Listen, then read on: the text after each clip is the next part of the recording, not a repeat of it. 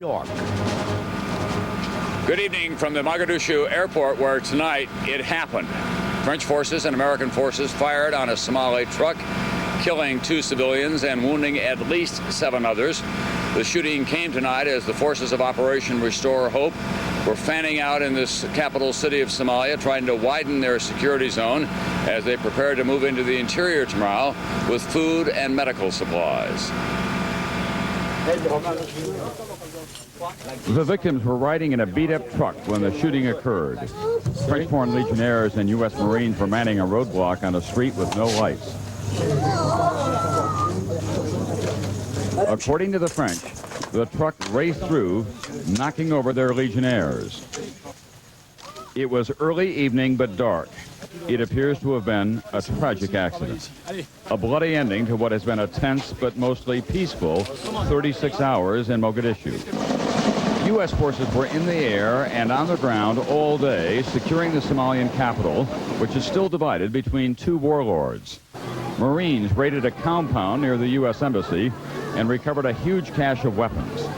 I was at the site of tonight's shooting just a few hours before it happened, on the main road to the American Embassy.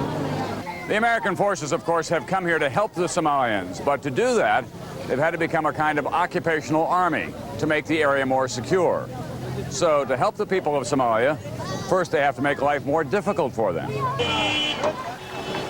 At this site, the French Foreign Legionnaires were especially sullen and tough, chasing away the curious Somalis,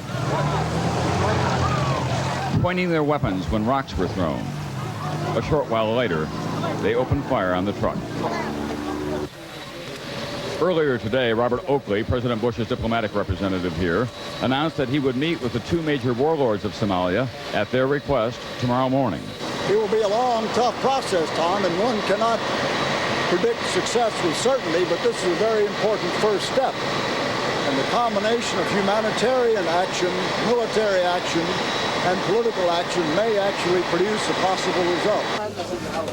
How that meeting will be affected by tonight's shooting, if at all, is unknown at this time.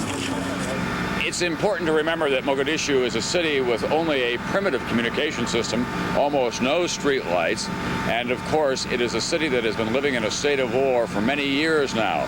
You add to that a few hundred American Marines and French Foreign Legionnaires who are suddenly the policemen. Well, it was an accident waiting to happen. NBC's Fred Francis is at the Pentagon tonight. Fred, what's the reaction from the Department of Defense? Well, they're stung, obviously, Tom. They expected this to happen earlier, in fact.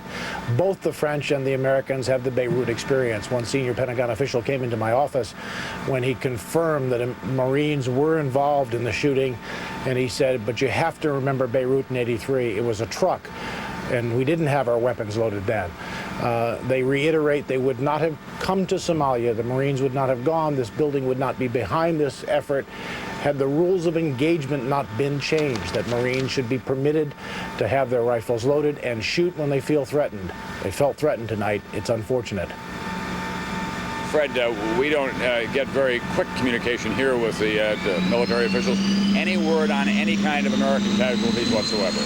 Tom, I just got off the phone with the Central Command a little while ago and spoke to a senior official there. He mentioned no American casualties.